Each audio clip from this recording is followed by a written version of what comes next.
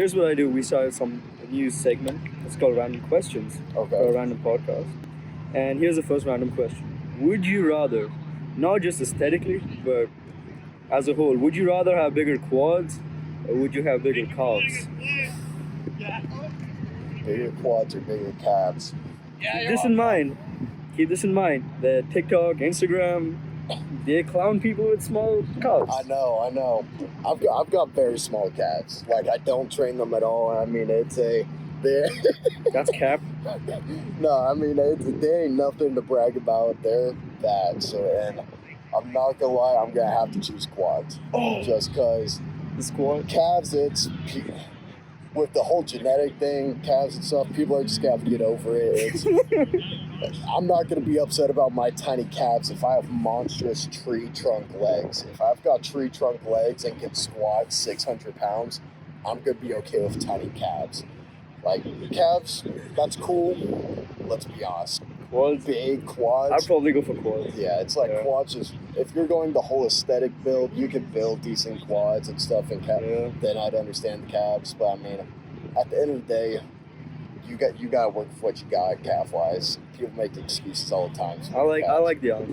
Yeah, it's quads all the way. Anyone that says calves, you're wrong. It's just you're choosing aesthetics, which Or squat heavy. Yeah, it's a squat I'm heavy. saying. Yeah, squatting heavier is cooler than being aesthetic. It just is. So talking about that, what's your current training split, if you don't mind sharing that with us? So training split it's a little bit weird, but I mean it works. So it sounds weird to most people. So I only train 4 days a week. Okay. So I'll occasionally come in here and do some like light stretching and exercises just to get some blood pumping, but mostly 4 days a week. Where so powerlifting, it's all compound lifts. It's compound lifts every day. I have 2 squats, 2 deadlift days, and I have 4 bench days. So every single day I hit bench press. It's like Monday is squat and bench, Wednesday is deadlift and bench, Saturday is squat and bench, and then Saturday is deadlift and bench. Okay. Yeah, so it sounds weird, especially like most people do like push-pull legs, only bench twice a week. Like you've got to bench 4 times a week now. I've noticed a huge jump in like just chest, bench press. My numbers have gotten huge just from benching 3-4 times a week. Absolutely. So, what's your opinion on? I know you powerlift. Yeah. So you focus on strength. Yeah. But what's your opinion on this big debate of should I start with hypertrophy? Should I start with strength training? Yeah. What's your 2 cents on that? It's all this is about your opinion, so no, yeah. I mean, perfectly fine. Yeah. Obviously, I'm a little bit biased, but if you're just starting, I think strength is the biggest way to go.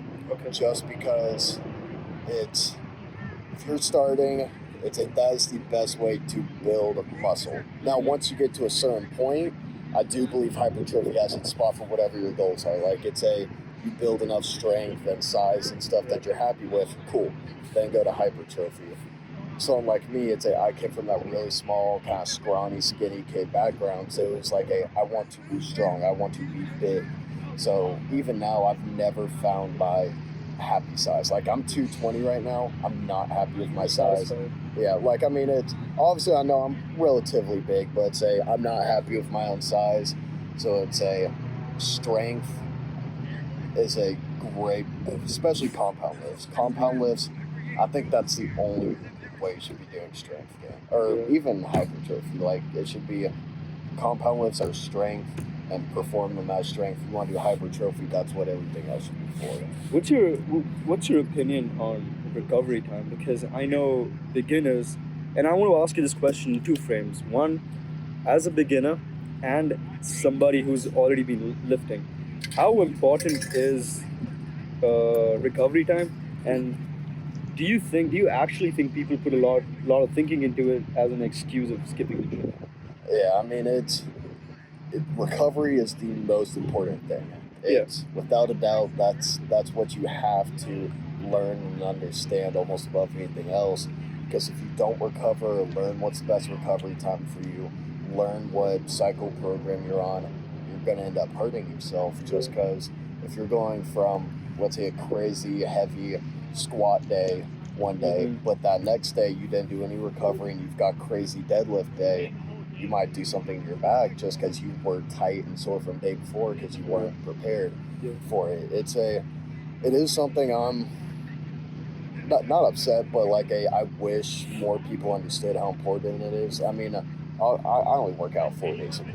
And that's optimal for you. Yeah, because you found that over time. Yeah, like I'm setting up for that recovery. Like Monday is my heavy squat day. I know it's my heavy squat day, so I have that Tuesday off, do my recovery, everything I need, stretching. Wednesday, that's my heavy deadlift and bench day, so I'm there ready to go because I took that time Tuesday. Then I have that Thursday off from that day, doing the same thing, recovery, strength gain, everything. Then that Friday, Saturday's my lighter days, not as heavy as this, but still getting that work in. Just it's something that's not appreciated as much as it should be. It needs to be understood that you have to stretch, you have to use ice baths, ibuprofen. It's just it's very important. Yeah, can't underestimate it enough. Here's one thing I did notice. I noticed this T-shirt. It says Valhalla on it. So let's move on to the next question. Let's talk about Valhalla. Let's talk about Valhalla. Let's talk about the thing for this podcast, today's episode. Tell me about Valhalla. Break it down for me. When did you start? Yeah. Everything I need to know. All right. Everything that they need to know. Everything. Put it out there. This is your platform. All right. So Valhalla Performance is my company. I started it roughly a year ago. I started about halfway through my senior year of high school, where it was me buying, not even buying, I used a iron prep, the ironing, with an iron board and sublimation with white t-shirts. So that was the very beginning of it. It was, the way the idea came up was, so obviously I love powerlifting, weightlifting, any sort of concept of weightlifting. I love, even sports. It's everything about it is beautiful. I love the concept, and I love Nordic behaviors and stuff. So Valhalla is obviously Nordic. The easiest way to explain what Valhalla is the Nordic version of heaven almost, where it, or like Nirvana. It's kind of like that, where the reasons like the Vikings and stuff would raid and try and conquer so much lands and stuff was to prove that they were great, strong warriors to reach Valhalla. So I really love this concept. I'm like, that's awesome. They're literally out here working and raiding. Not like that was a good thing, but they're trying to do all this work to get to this ultimate goal that they won't know they realize they've made it until the end. Where I kind of want to introduce that to weightlifting, powerlifting, where every time you walk into the gym and you hit a PR, that's one step closer to reaching your ultimate goal. Like whatever your Valhalla may be, whether it's being a state champion, national champion, having the aesthetics of Ziz, David Lade, Chris Bumstead, whatever that ultimate why you do it goal is, like you just keep getting closer and closer and closer, just keep going. That's why that's where Valhalla came from in the name and why I'm keeping it that way. Just because I love that. We love the concept and idea behind it. That's amazing. Yeah, just always chasing that pure top raw strength. Oh yeah. Just keep going no matter what. Then like I said, started about a year ago. Literally white t-shirts that I bought for about $1 and sublimation printing, just messing around. I'm not overly proud of the beginning months or so, but I mean, you gotta start somewhere. Start somewhere. And past that, I was kind of like, I'm done paying $2 for a shirt. So we got into much higher quality stuff. Like stuff like this is one of our classic indigo blue shirts, where it's a polyester cotton blend, where this is my top favorite shirt to wear to the gym now because it's not too hot, it's comfortable. And the building out from realizing the beginning of that white t-shirt coming up to like our classic shirts of our first drop and sponsored meet December of No, it was actually February last year. Wow. So just over about a year and a month, the company's been public, like selling shirts and stuff. Because first we were sponsored was a powerlifting meet, obviously, just because I have so many connections in there, and it's good to be able to show it off there. We've grown from 5 products there, our gray, green, and black, with our 2 other hoodies that are sold out, and now we've gone over to over a dozen different products of shirts, not shorts, but joggers, sweatpants, shirts, tank tops, and stuff, hats, and really building out the brand name, which has been a huge deal to me, because the whole point of Valhalla wasn't to be a clothing brand and stuff. Obviously, that's what we do right now, but that's not the goal later on. It's right now we're trying to build that community. Like, we're trying to grow sport community, just because, like I was going back to the thing, how supportive that lifting community is. Everyone's there for you. That's what I'm wanting to bring and build and get better. I don't care to make a team. I don't care to make like the ultimate just gym sharks thing. I want it to be, we are a community. And you see Valhalla, you're like, oh crap. I've seen that before. I mean, we're small and stuff, so it's like, hey, it's kind of cool when I see someone wear it, especially someone I don't know. It's like, oh crap, you guys wearing our stuff right now. It's pretty sick. I want to go say hi, introduce myself. And I think it's super cool seeing that. So you dipped your toes as a senior in high school, where what was I doing? I was sleeping in, missing classes, and you dipped your toes into this whole So you're still, it's excellent. You're still getting into it. Yeah. What's your advice to beginners who have a goal like that? Not a company, not like a clothing company, but be it making water bottles, you know? Yeah. Just dipping the toes. Yeah. What's your top 3 advice? My biggest advice, this is my biggest regret with just about everything I've ever done. Like, everything together, kind of like the biggest thing overall is almost having the fear of what's going on, what's happening. And my biggest advice, just anyone, I want people to like know this, it's just pull the trigger, don't question it, just say, you know what, let's go. Let's go. Because I worked on this since beginning of junior year. I was messing around with logos, and I was just messing around with Photoshop, like, whoa, this would be really cool.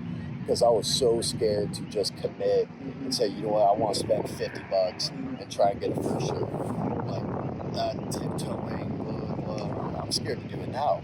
Like, I'm hopping around just kind of like I said, dipping the toes in when you've got to dive in. So my biggest advice, whether it's clothing, school, business, health, family, just whatever, is pull the trigger. If you have something you want to do, don't be scared to do it. No one's going to care if you mess up or fail. I've failed several times already in this thing, but it's learning from it, keep going, pull the trigger. That's the biggest amount of advice I can give to anyone. A little plug in over here, like not being cheeky, but I just realized this. The last few episodes, if you guys have watched it, this has been a common theme. We've talked about this, and this is coming up. The more people we're talking to, we're realizing the fact that just jump in. You know, what's the worst that could happen? You're not losing your life. Exactly. You know, your life's there. Just being scared and stuff you can't be doing that. It's gonna hold you back and set you back farther than you're wanting to be, and you're gonna regret it in the long run. Just being that month ahead of time will change everything instead of that's great just bopping around. So just jumping back to Valhalla 1 second, I had a question. Where do you see Drew Cargill? Where do you see Drew Cargill, and where do you see Valhalla as a company in the next 5 years? What kind of stage are you trying to reach? So, Drew Cargill wise, I want to be one of the top athletes in the nation. Like, I mean, so I just went to... Amen to that. Amen. So I went to Nationals this actually past week. I just flew back from Chicago. Okay. I got 5th in the nation. I was pretty happy about. It's hard to complain about that, Okay. but that's not first. Mm-hmm. Let's be honest. First place sounds a lot better than second, third, fourth, or fifth. So I mean, honestly, next 5 years, I've got a long ways to go. The people that beat me were absolute freaks and absolutely insane. There's no reason they shouldn't have done what they did and won. Like, they were beasts. But next 5 years I'm hoping to be a solid, probably be that 242 we were talking about, but be a lean, just menace 242. Like, I've never been on a cut or anything, but I want to be that. I don't want to be a chunky 242. I want to be a big, lean, just, you see him, you're like, oh crap, that's a beast right there. It's a Viking. Oh yeah. And that's a national champion right there. Because what about Valhalla? Where do you see Valhalla? Valhalla, I've got big plans. It's hard to say some of them right now. Just a lot of stuff in the works, but honestly, kind of like I've said before, to kind of keep it simple. You're ambitious. Yeah, like, I mean, as long as that's I've got so many different plans I do outside of clothing. Like, clothing is just a small thing that I want to keep just growing in. But it's, like I said before, the biggest thing is I want to grow that community of people, and I hope in 5 years' time we've got a gym here in Kennesaw, because right now that'd be a huge goal I want, because owning a gym here while I'm in college and living here would be the coolest thing ever. And having people come all over, just wanting to see it and being like, this is Valhalla. You see some of these big athletes and stuff, and just wanting to grow that community more and more to that next level, where it's you see it, you know it, and you want to interact with them to see how they figured it out. So, backtracking a little bit, and like I said, this is a platform for you today. For all those of you who powerlift, who want to stage, Drew give us that information, Drew, if that's cool with you. Of course. So if you want to do competitions, same thing as before. Just go ahead and do it. Just, so many people make the excuse to me, especially powerlifting. It's I'm not strong enough to do it. It's I'm not as strong as I want to be to do it. So it doesn't matter. You're not going to walk in first time competing to be a national world champ. It's, go ahead and do it, learn what it's going to be like, be there, see it, and just understand. And you host events, right? I do host events. So do you want to tell me a little bit more about that? Of course. So I've hosted one event so far. Valhalla awaits me back in October. And this year, as of right now, we are planning on hosting, I think, either 4 or 5 powerlifting events. Okay. We have one in just under 3 weeks, the high school state championship. We have one in May 21st, the Savannah Showdown, and we have a couple more in play right now later on in the second half of this year. Okay. That I'm really excited about, because we're trying to... Do you have a website or something I can put down in the description? Absolutely. Yeah. Reachvalhalla.com, or check out our Instagram, where we'll give a bunch of updates of what's going on. Valhalla.performance. That's all going to be in the description, guys. Oh yeah. Well, links to anything you need to know. Reach out to us. Any questions? Absolutely do it. We'd love to answer and have more people want to come and do it. Alright, random question number 2. What do you think about the Chris Rock, Will Smith controversy? A happy day for yesterday, Oscars.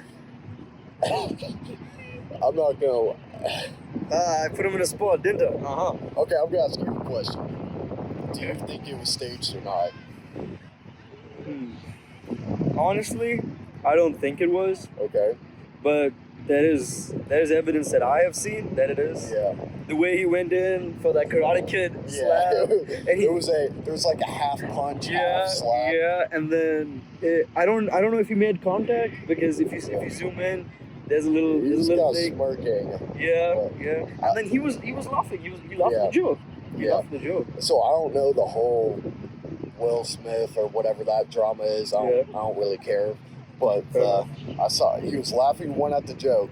But not only that, after he smacked him, as he was walking back around, you can see a small smirk. So I'm kind of like, I don't really know if I can believe this is real or not. I think it's all staged. I think it was hilarious. I'm like, holy crap, that's awesome. But kudos to Chris Rock, the way he played it off. Yeah. He was a man. He was a gentleman. Yeah. He no, I mean, Will Smith was, because if it wasn't staged and it was serious, I think he was in the right. You think so? I mean, I didn't hear the joke. It sounded like I'm assuming it's something offensive to the wife. I mean, it was something. Yeah, it was. That's been going on. So for context, he said Chris Rock made a joke of G.I. Jane, which is a character from G.I. Joe, and she's bald in the movies. Oh. And his wife suffers from something called alopecia. Yeah. So she didn't like it. She didn't like the joke, but he laughed at it. Yeah. And then apparently she looked at him like. Oh, really? And then he goes up and smacks him. Then if that's a joke, I mean, if that was just it, then I don't know.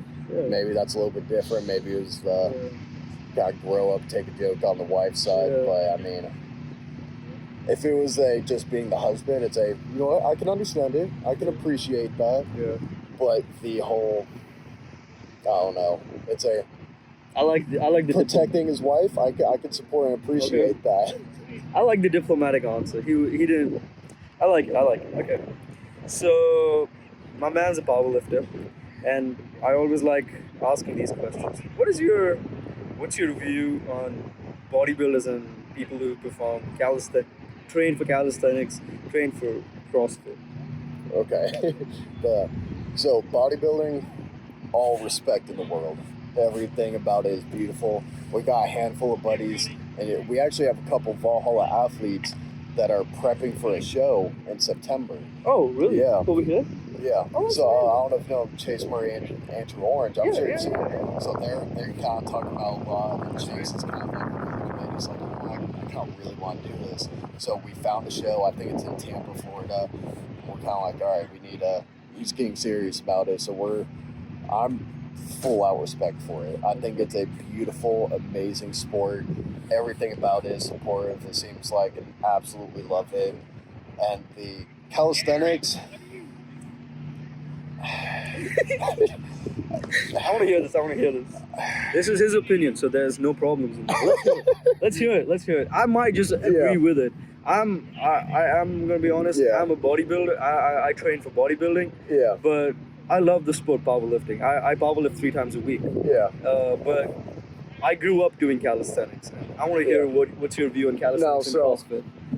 So like calisthenics, we're talking about like not just the people getting shredded but small, but the ones that do like the crazy ab core stuff. And shit, it's cool as crap. Okay. Like seeing people do like the sideways thing, it's so cool. Doing muscle ups, like I wish I could do a muscle up. I could rack out a handful of pull-ups, like I could do about 10, 12, 15. Okay. Like I could do more than average, but I mean I'll be honest, I'm against calisthenics. Like I think it's cool, but I mean, avoidable. It's like I'd love to learn some of it, like, but I think some of it's just that should not be your whole training style. Like some people, that's what they do in so when I started, I did like push-ups, ab work and stuff. I wouldn't do weights, but it's like, I don't think that should be your only thing. Let's build some muscle on you. Let's get big. You've seen I'm sure like 350-pound bodybuilder that racks out pull-ups and stuff. I think you can do a muscle up. I'm like, obviously you don't have to be tiny to do this. I'm not against it. It's cool as crap, but let's do more. CrossFit. Let's talk. Okay. That locked up. What about CrossFit? CrossFit. I mean, I like this. It's cool as crap, but let's do more. CrossFit. Let's talk. Okay. That locked up. What about CrossFit? CrossFit. I mean, I like this. 2 different views on CrossFit. Okay. 2 different views. It's the first view. We all know what it is. It's an excuse to say you work out. For most of it, you're working out. Mm-hmm. Yeah. You're not really working out. You're skipping leg day. Yeah, you're not doing that much of anything. Let's be honest. But now the second point of view of it is the Professional Crossfitters. Okay. Now, they're crazy.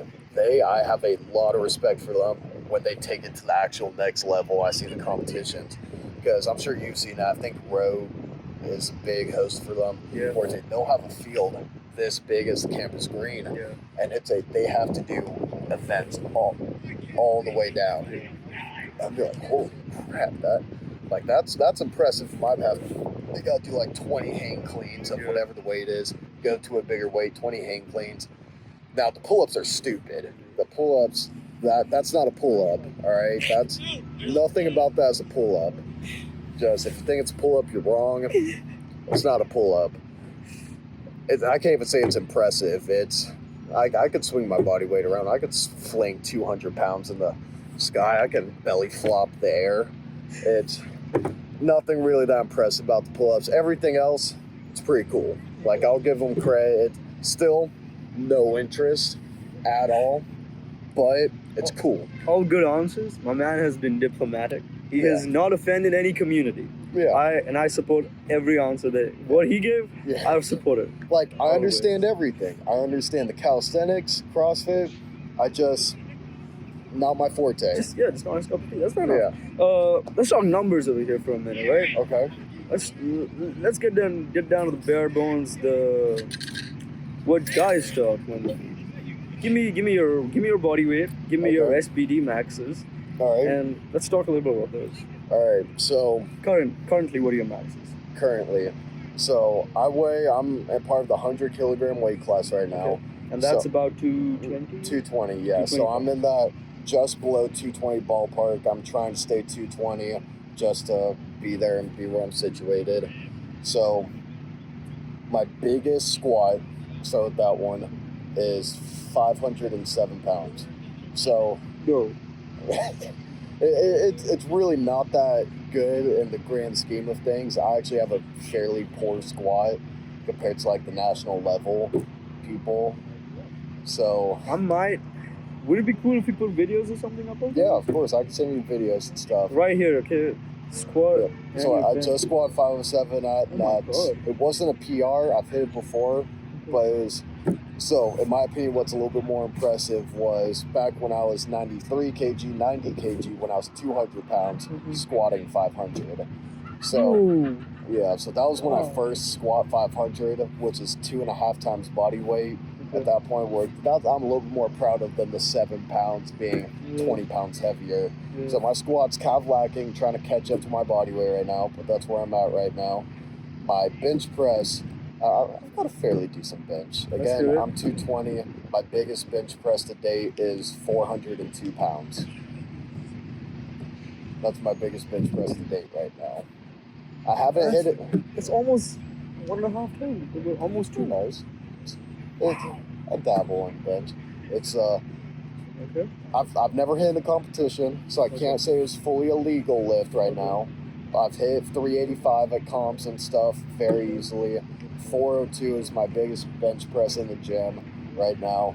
So I've got posted on the Insta, _the.berserker. You can find it somewhere there. Right down here. Yeah. It'll be all here. Oh, yeah. And then deadlift, same thing, 220 body weight is, my biggest deadlift was 589. Okay. That I've gone up. Now at nationals, I attempted 611. Okay. So obviously I didn't hit it, or else I wouldn't say attempted. But we got to the knee. Okay. We got to the knee. It was a 1 more inch, we would have had it type of lockout. But 589's been the biggest, but we know 600's in the ballpark now. It was just I think we were mentally, physically exhausted from squat, bench, and going into deadlift. So I haven't hit it yet, but I think it's in the cards right now. We're there, 589, 611 attempt. And I like how you said we, going full circle to that community. And that brings me to my second question. You were just at a meet, like you said, right? Yeah, last week. Last week. What was that experience like? What happened? How was it? This was the best meet I've ever been to. Okay. So, the best meet as in best cool seeming meet overall. So, I came back from Chicago where they hosted the high school, teen, junior, and collegiate nationals. This is the first time they've ever combined all of them together. So they really kind of went all out. So the event's going on for 10 days, I think. And it's this is by far the best, most beautiful setup I've ever seen. You're in this huge hotel. You're going in, and you go through the entrance. There's bleachers, chairs everywhere, and these 4 huge platforms. You've got these platforms, racks, and these huge, you know, those LED screens that are, it'll be like a 12 by 12 cube, but they attach so many. There were 4, I think, like 20 feet ones just over each platform, which is absolutely beautiful. And all the lights, speaker systems, it's as loud as it can get for me. It was such a surreal moment. Like I've been to national meets before. This is my 4th national meet I've been to, but this was the biggest, craziest setup for a team meet. So like lifting Wednesday, we go in. I was second session, so I got sleep in, which was nice. We had weigh-ins, which was cool because that's where everyone's kind of clustered together, getting ready to weigh in with the refs. Where I actually got to meet a handful of the people I was up against, which was super cool and fun. Because like I said, everyone's there supporting, being helpful. We're all there just messing around. We're like just there like, man, I hope I don't miss weight. I don't want to get sent back home just because I missed weight by a pound. And it was such a cool moment, and weigh-ins, being able to meet and see everyone that I'm up against, because everyone's so nice, everyone's supportive, everyone will offer you stuff. Like, I forgot a roller, but 5 people offered me to borrow their roller.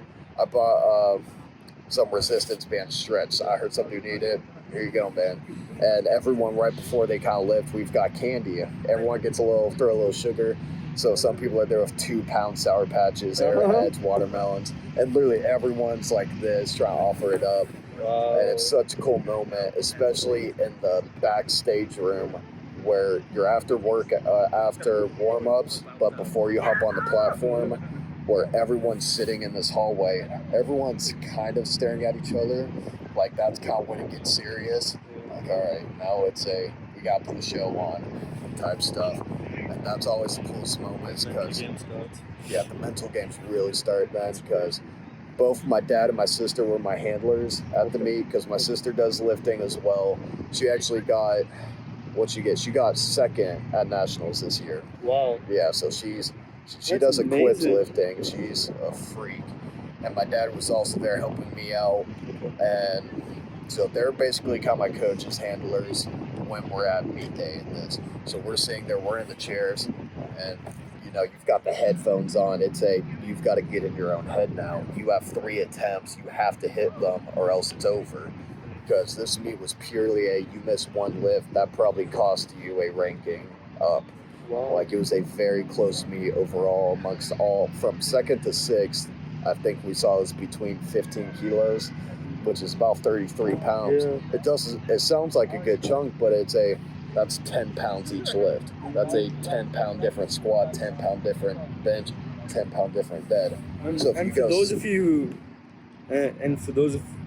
watching who know that when you work out, you know that 10 pounds is a lot. 10 pounds is a lot to have. Increasing, just to put it in perspective, and Drew's going to correct me in this, to go up 10 pounds usually takes about a month and a half with consistent work. Yeah. On your lifts. At a certain point, when you're training, when I'm talking about. It's at a certain point, I think it slows down a little bit, or it depends how good your training style is and what you're doing. Like, I'm kind of at the point now where I'm starting to get slower PRs. Yeah, it's like much lower PRs, like 10-pound PRs, because my squat has only gone up about 5 pounds in the past year. So kind of like that 90 kg. So I'm not really happy about that, but it happens. And at the same time, my bench has shot up 50 pounds in a year. So it's a give and take of everything. But kind of like you said, 10 pounds that's 10 pounds. A lot of weight, yeah, but I mean, you get that meet day adrenaline, because you've probably got about 1,000 people or so in front of you. You've got the lights blasting, music, everybody's there, like, let's go. It's time. Everyone's cursing you out. Go. So I think adds a few more pounds, which helps out a little bit. It definitely gives you maybe 2.5%. Yeah. But 2.5% when you've got a couple hundred pounds. It's a lot. It's a lot. It's a lot of weight. Oh yeah. That's crazy. Talking about personal records, I want to talk about this one thing we have. I mean, we have to, if you're talking to you. Ego lifting. What's your 2 cents on that? Ego lifting, it's stupid. It's just through it. You don't need to be doing it. A lot of newcomers come into the gym and do it all the time. How do you know the difference between ego lifting and training to see if you can actually lift that weight? It's pushing yourself. Yeah, it's ego lifting is the making unrealistic assumptions, I believe. It's you're saying, oh, I can bench 365, but you've only hit 315. Even if it may have moved like that, you can never really know until it's there. And if you just jump up to 65 and you're pinned, it's like you just took a 50-pound jump on max. That's why I count things. Ego lifting is the unrealistic jumps and attempts people make. I think it's lack of knowledge. I mean, I've been doing this for almost a decade now. I've done every mistake in the book. I've messed up everywhere you could imagine, and it's just something people need to learn. I think it's stupid to do. I think that's where a good training partner comes in line of knowing your limits and being like, all right, dude, we need to take smarter, safer jumps where you need to be on a program of some sort where it kind of breaks down percentage-wise. Okay, we should be doing 80%, 85, 90, 95, 97 and a half, 100. Because this is what your top number is. This is what it's relatively going to be. You need to work in line percentage-wise at that and not just assume this is where you can jump to and be fine. So it's a dangerous thing that I think people should be more knowledgeable and prepared for it, I think, above anything else. So, here's what I want to wrap up with. It's been a nice conversation. Give us some perspective, because like you said, you've been doing this for a decade. Yeah, I've been doing this for a while. You know a little bit about it. Yeah. For those people who are, I don't know, heartbroken, depressed, who want to go to the gym, don't have the direction. Yeah. What's your best advice to not just beginners, but people who are becoming a beginner, if you know what I'm trying to say? I got you. Still putting in their clothes in there. First time in there, but they're starting working to build towards their first time in there. Yeah. What's your best advice to people like that? Because I think to grow this community, it is those people that we should talk to. Yeah. You know? I 100% agree with you. So, yeah. The biggest thing I could say is talk to people. Honestly, there's so much to learn in the sport, no matter what aspect you're doing it, weightlifting wise, calisthenics, CrossFit, bodybuilding, powerlifting. Talk to people. Don't be afraid. Don't be scared or whatever of what you're planning on doing. You see a big dude doing a bench or something, deadlift, just ask him, hey, what do you do? How long have you been doing it? You just want to get some advice. The best thing you can learn in this is talking to people, learning from people, being a part of a community. Like finding your kind of group, especially a knowledgeable group, will help you so much. So I've trained at Elite Iron Sports Performance, and that's where a lot of world and national champs work out at. It's a very big, not a big gym, but it's a big level. Quality one, yeah. The owner and head coach of it is the head coach of the world's team, or the equipped world's team. So I'm surrounded by these people with this crazy knowledge. I'm learning from a world champion what I should be doing just to roll out. It's these smallest things, rolling out, stretching, rehab, actually hitting the lifts, what might help you, what might not help you. Don't be afraid to talk to someone because they look big, scary, or intimidating. The only reason they look like that is because they put in the work. Yeah, they probably know what they're doing. Yeah. Again, everyone's so nice in this community, supportive. They know what they're doing. Yeah. Talk to people, find a group. If you can, don't go to a commercial gym. Obviously, that's easier. But normally you can find a smaller gym around that's a big community gym. Because commercial gyms, you see people walk by them, it's over. Small kind of community gyms, you meet every person. I can name you 95% of the people at my gym's name just on the dot, boom, boom. And that, I think, is what lifters should look for, is a gym with people that you're going to get to learn with, be a community with, and just Starting small, building up. Yeah. Like, start with that small group, learn, understand what's going on. They'll help you, so inexperienced, and keep growing from that point and expanding different people and stuff. Just, it's a long-term game, but it works. So let me reframe this for simplicity. How would you approach the gym? Like, putting your clothes in your bag right now. You go back to 10-year-old Drew. Today, 10-year-old Drew, how would you start? Would you jump into powerlifting? Would you jump into calisthenics to build core strength? Would you bodybuild, powerlift? What's your opinion on that? How do you think someone should start? If I'm like going now and I get to press a restart button and say how I want to do it, I'll be honest, I think I'd still have to stick with powerlifting. So you would start with your powerlifting? Yeah, obviously there's some things I would have changed along the way, but it overall depends where you come from. Like I've said, and you probably understand, it's that tiny, skinny boy, scrawny aspect where it sucked being tiny, it sucked being small. And powerlifting's whole thing is strength gain, getting bigger. That's the whole thing. Like, the whole stereotype of powerlifters is big, fat, chunky, and overall just got tubs of lard. Obviously, I don't want that, but I know that's the best way of gaining strength and building muscle. Is obviously bodybuilding, you build muscle and stuff, but I feel like powerlifting has a different aspect and version of it. I think it's mentally different than bodybuilding. So bodybuilding has its own mental burn type of technicality, but I think powerlifting has you've got one shot to do this type thing. So if I had to go back, I'd do powerlifting, especially at that age. Would you still focus on strength, or would you dabble between strength and hypertrophy?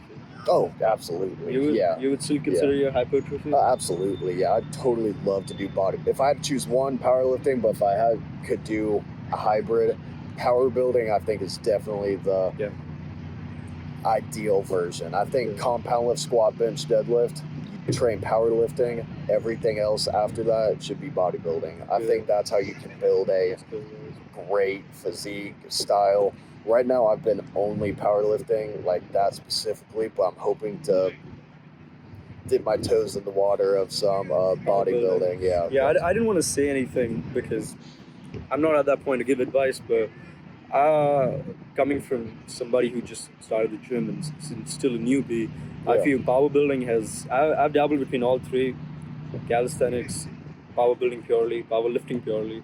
My program right now, for those who care, is powerbuilding, and it's shown me the most results. So I can validate what you're trying to say. I think powerbuilding is definitely that next level upon all of it. It's powerlifting is just what I do, because I mean that's the sport I do. It's I've been in peak season right now, just got back from nationals, so I'm going to be able to kind of change a few things here and there, which I'm excited about. But the power building, if you could figure out your own because power building, I think you have to have a very good split. That's because it's a very intense training cycle. It seems like but if you can find and build your own split, that's perfect for you. I think that's the next big. This is what it's going to be now. That's going to be the new normal instead of bodybuilding. I like how we guys could have talked on both sides of the cross, because you've made your way 10 years down. I'm still trying to go up to that 10 years. So the struggles that you are facing, I'm going to. But you've already struggled through what I've already struggled. So it's been a good conversation. It's going to be fun to look back on it in 10 years' time for you. It's really cool looking back at all this stuff, and honestly talking about it, I'm like, holy crap, I've been through a little bit. I've been through a little bit. All that muscle tension, trying to see. I'm still trying to understand, because what's my perfect time under tension? You know, how much I rest between my sets. Oh yeah. It takes years, guys. It takes years, and this I can say with credibility that it does take years to Absolutely. just figure out that you're working all this time just to figure out that I have to wait 1 minute before I go to my next set. Yep. It's purely because, I mean, like I said, I've been doing it for almost a decade. I've been with some of the highest level athletes in the world. I still barely know anything. Yeah. The more you know, the lesser it is. Exactly. Yeah. You will always learn more in the sport and appreciate it so much more as it goes on. All right, that's cool. I love it. I love it. Yeah. Do you have anything to say just before we end it? You want to call it a day? I think I'm good. This was super fun. Thank you for having me on. Yeah, guys, go support Drew. I'm going to put his Instagram down there. Valhalla, we talked about that. Everything is going to be in the description. Stay tuned. And if you liked it, subscribe to the channel. Subscribe. Yes, sir. Yes, sir. Peace.